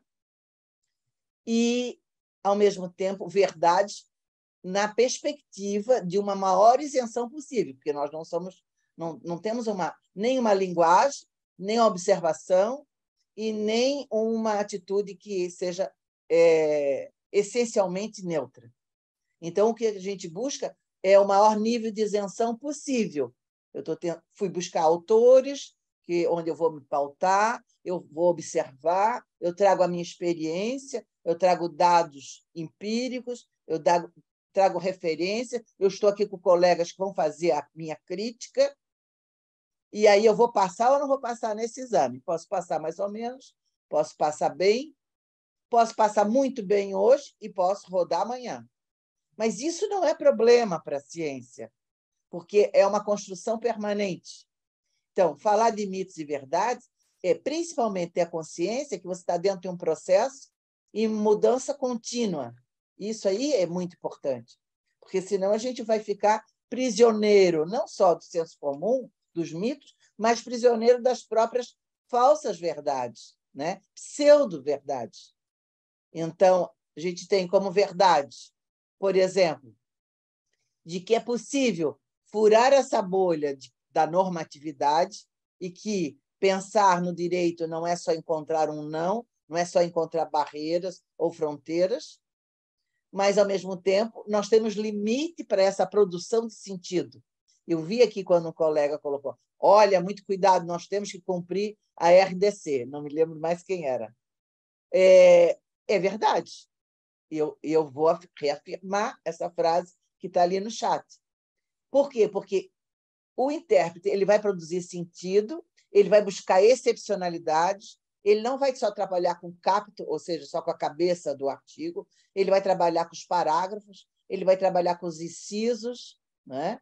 Ele vai trabalhar com as alíneas, todo o detalhamento da norma, né? Conforme ela é apresentada sob o ponto de vista formal, mas vai saber que essa produção de sentido ela não é infinita.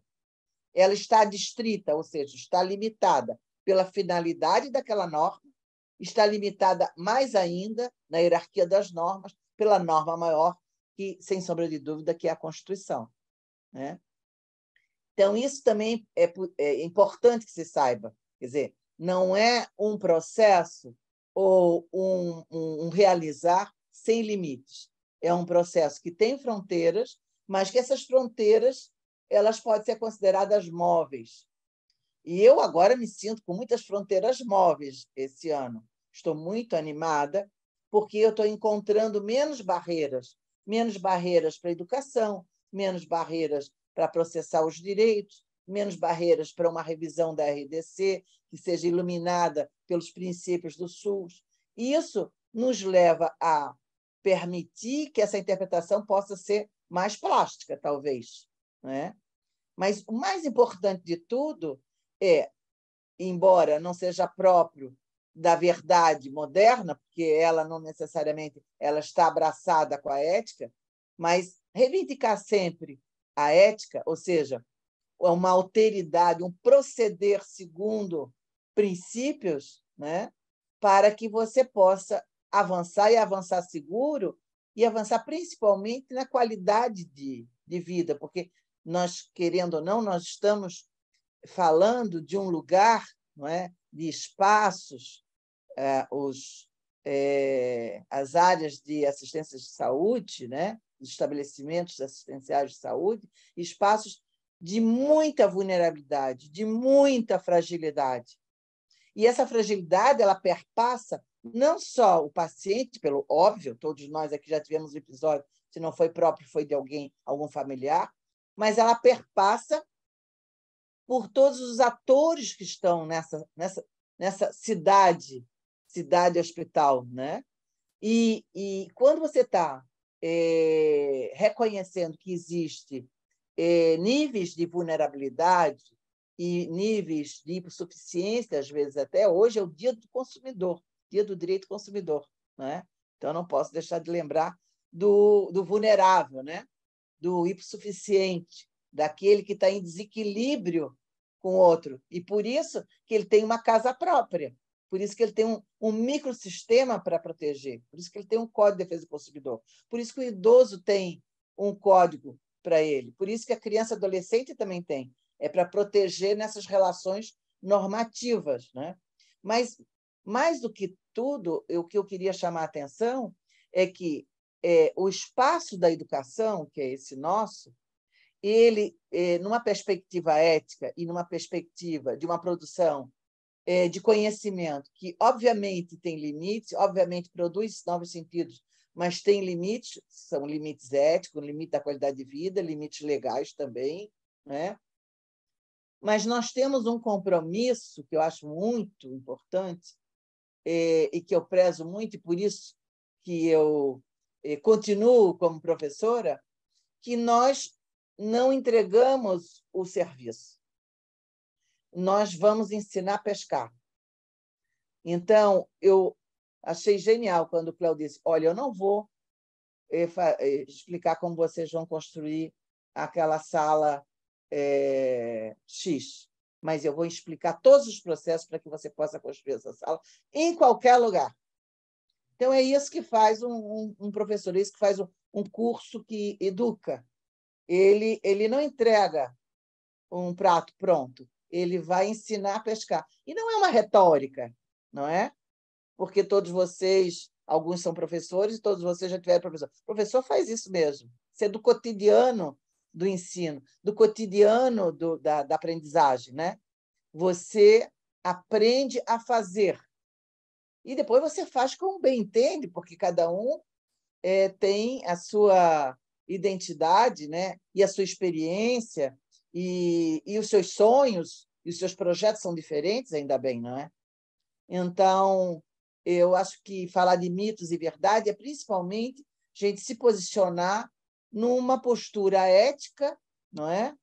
E principalmente numa postura de alteridade. É dificílimo você olhar para o outro e, a partir da projeção do outro, você ter a sua conduta, é um exercício para toda a vida. Mas eu acho que é possível. Então, ficamos por aqui, por hora, e fico à disposição dos colegas. Maravilhosa, Rosângela, obrigada. Como sempre, a Rosângela aí faz a gente pensar em muitas questões. Fiquei pensando, né, Rosângela, quando você fala que a norma é situada, né? Isso é muito interessante, né? Porque às vezes a RDC 50 o pessoal acha que é uma bíblia e que você não pode ter uma interpretação, mas quando você justifica seu projeto na vigilância, você pode justificar algo a partir de um contexto, de um lugar, e que às vezes assim, não está a partir de um limite, isso que eu achei interessante que você falou. É uma interpretação, mas tem um limite, né? Por exemplo, questões de acessibilidade não tem como discutir, né? Então, isso são coisas... então, não tem espaço para fazer banheiro PCD, isso não é discutível, né?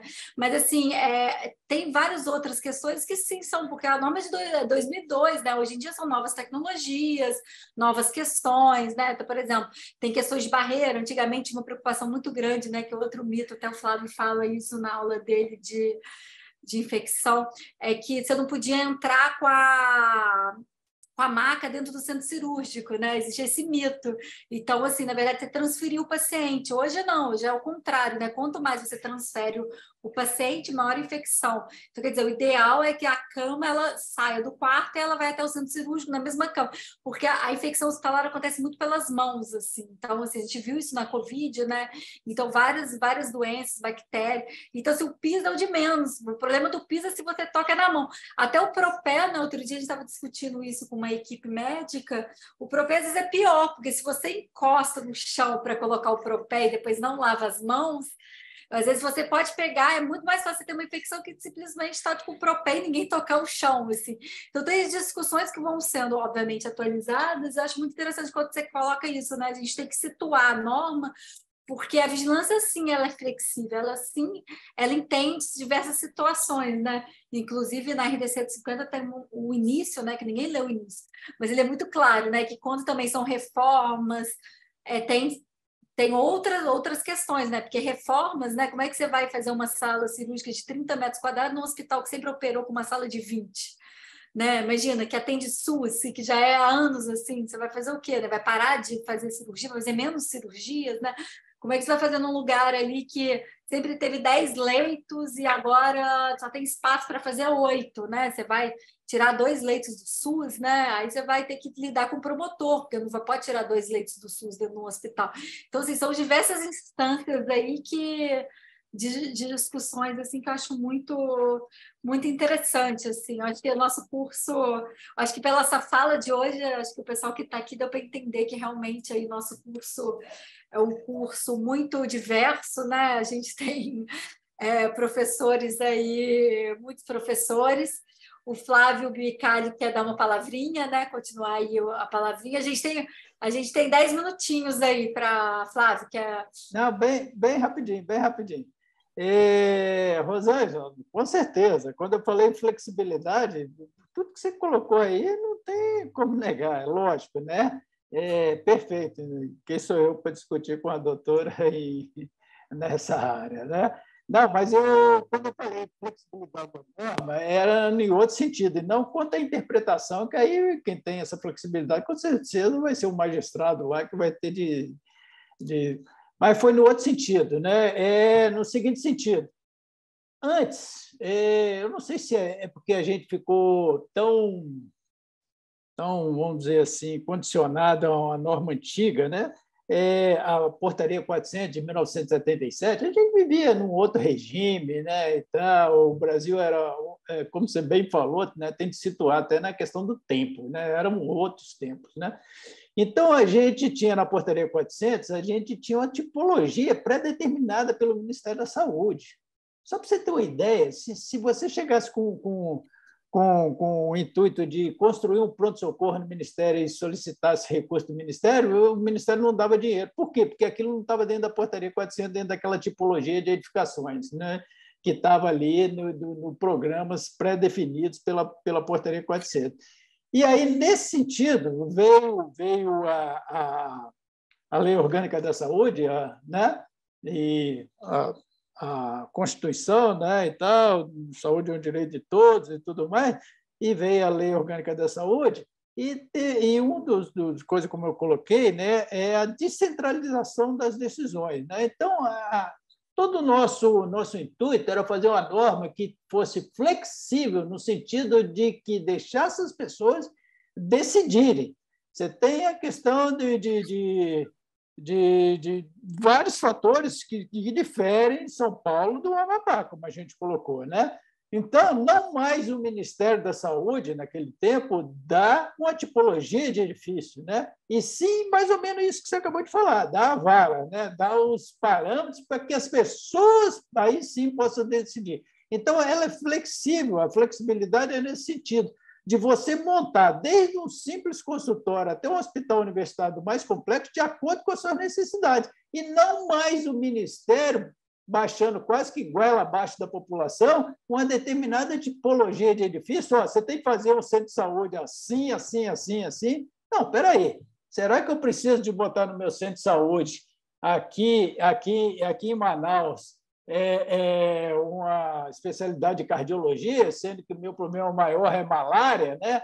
Talvez seja mais inteligente eu colocar a cardiologia em Minas Gerais, onde tem muita doença do barbeiro, o barbeiro leva a doença de Chagas, que por sua vez leva a um aumento do coração, né? Um tamanho do coração, enfim, né? São questões até epidemiológicas que a norma antes não fazia referência, não deixava as pessoas decidirem por si próprias, né? Então, a flexibilidade seria nesse sentido, de tornar a norma flexível para que as pessoas, tendo os elementos ali na mão, ela possa decidir de acordo com as suas necessidades, né? E não na questão que você colocou muito bem aí, está perfeito. Né? Tá Se perfeito. Você me permite, a Moema, que é a nossa moderadora, realmente, nada como falar do conteúdo, né? O que nós teríamos aí, na verdade, é uma norma aberta, né? A gente fala, inclusive, do conceito aberto. Talvez seja a norma aberta, ela permite que você vá preencher esse conteúdo. Por exemplo, no caso do mínimo existencial, tá? Que o debate na ordem do dia, né?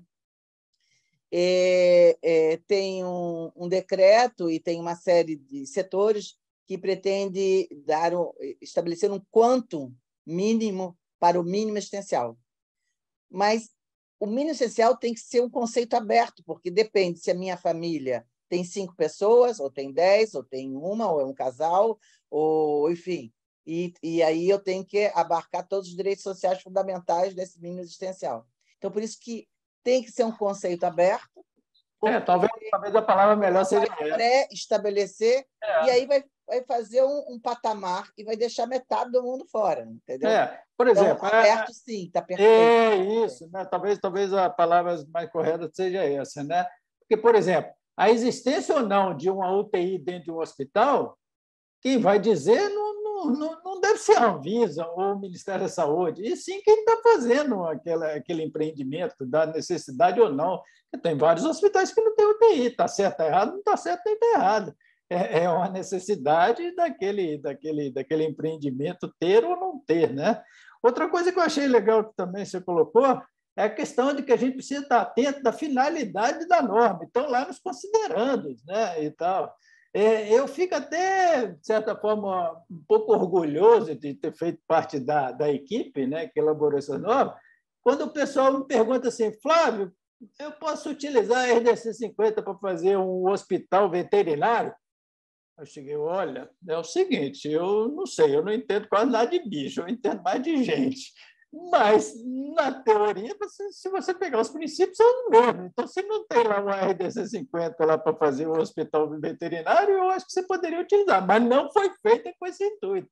Você pegar os considerandos lá, jamais a gente pensou na norma para esse tipo de coisa, como também para fiscalização de estabelecimentos assistenciais. Não é uma norma para fiscalização. Para isso, existem outras normas mais eficazes quando você vai fazer a fiscalização.